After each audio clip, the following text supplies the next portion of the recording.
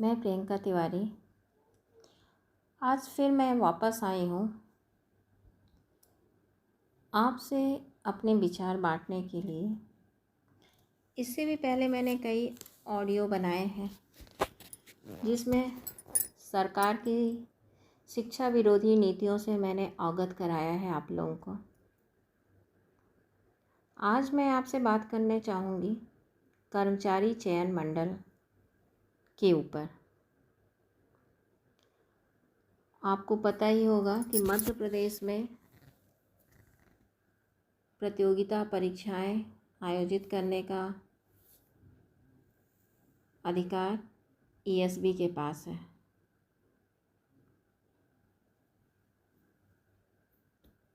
और ईएसबी के पास एक और अधिकार है क्वालिफाई से डिस्क्वालीफाई करने का या नंबरों को कम या ज़्यादा करने का।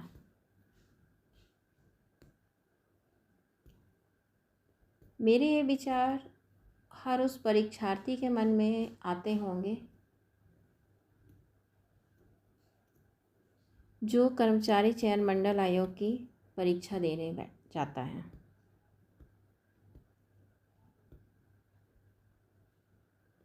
हम परीक्षा तो देते हैं, हम तैयारी तो करते हैं, पर हमें यह भी भय लगातार बना रहता है कि कहीं ईएसबी हमारे नंबर कम तो नहीं कर देगा, या हम यदि क्वालिफाई हैं तो हमें डिस्क्वालीफाई तो नहीं कर दिया जाएगा। ऐसा होता क्यों है? कर्मचारी चयन मंडल ने अपनी गलतियों को छिपाने के लिए एक तरीका अपनाया है, नॉर्मलाइजेशन।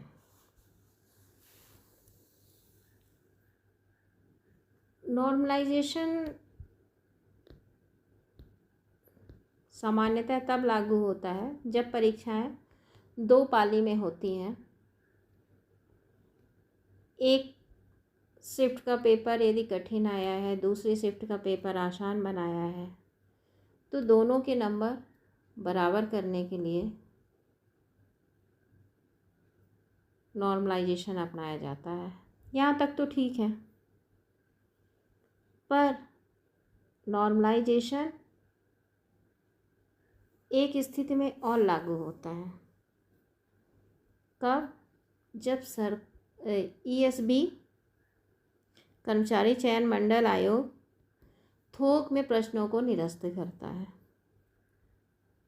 15, 20, 30 जितनी मर्जी हो वो उतने निरस्त कर सकता है। मैंने 2018 में भी शिक्षक भर्ती परीक्षा दी थी। उस वक्त मैं 2 नंबर से चूक गई थी। कारण क्या था?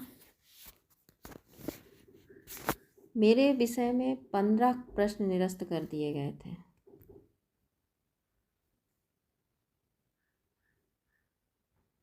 उसका नतीजा ये हुआ, जो परीक्षा केंद्र में क्वालिफाई थे वो फाइनल रिजल्ट में डिस्क्वालीफाई हो गए।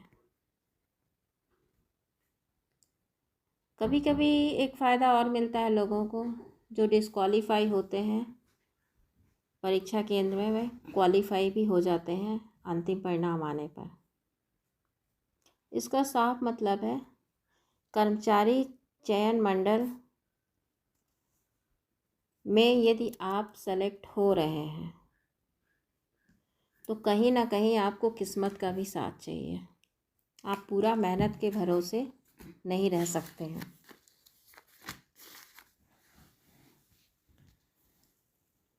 वर्ष 2018 में अर्थशास्त्र में 30 क्वेश्चन, 100 में से 30 क्वेश्चन निरस्त किए गए थे। 2018 में लगभग हर विषयों की हालत यही थी। 15, 20, 30 प्रश्न निरस्त ही हुए थे। और हम न्यायालय गए तो वहाँ से भी हमें इंसाफ नहीं मिला, क्योंकि मुझे लगता है सरकार और न्यायालय एक ही सिक्के के दो पहलू हैं। न्यायालय भी सरकार के दबाव में काम करता है और वो सरकार के विरुद्ध नहीं जाना चाहता है। वहाँ हिंदी विषय का रिजल्ट तो पूरा परिवर्तित किया गया। हिंदी के अभ्यर्थियों को इंसाफ मिला। बाकी सारे विषयों में न्यायालय ने उनको वहाँ से भगा दिया। वहाँ से भी हमें निराशा ही मिली। न्यायालय ने यहाँ तक कहा कि कर्मचारी चयन मंडल ने जो फॉर्मूला बनाया है, जिस फॉर्मूले से नंबर घटते या बढ़ते हैं, वह नंबर आईआईटी और आईआईएम में भी फॉलो होता है। इसलिए ईएसबी का नॉर्मलाइजेशन का तरीका गलत नहीं है। पर न्यायालय ने ईएसबी से ये नहीं पूछा कि क्या आईआईटी और आईआईएम में भी 15 से 30 को प्रश्न निरस्त किए जाते हैं, या किसी भी परीक्षा में किसी भी राज्य में इतने थोक में प्रश्नों को निरस्त किया जाता है। न्यायालय ने सरकार या कर्मचारी चयन मंडल आयोग से जवाब नहीं मांगा कि पेपर सेटर उनके क्या शिक्षित नहीं होते हैं, जो एक ढंग का पेपर भी नहीं बना सकते हैं, और उसका नतीजा भुगतना पड़ता है हम छात्रों को।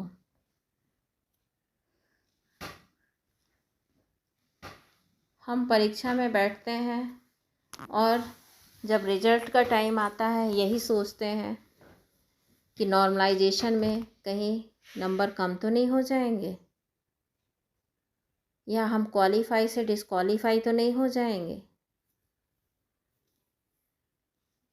एक स्वतंत्र माहौल में हम परीक्षा की तैयारी भी नहीं कर पाते हैं, इसी डर में कि ना जाने ईएसबी कितने प्रश्नों को निरस्त करेगा और नॉर्मलाइजेशन करके हमें क्वालिफाई से डिस्क्वालीफाई या ज़्यादा नंबरों से कम नंबरों में ला देगा। मेरा आप सभी परीक्षार्थियों से अनुरोध है, क्यों ना हम ईएसबी के इस नियम के खिलाफ न्यायालय की शरण लें और न्यायालय को अवगत कराएं कि कर्मचारी चयन मंडल का यह फॉर्मूला या नॉर्मलाइजेशन का तरीका गलत है, क्योंकि दो चार प्रश्नों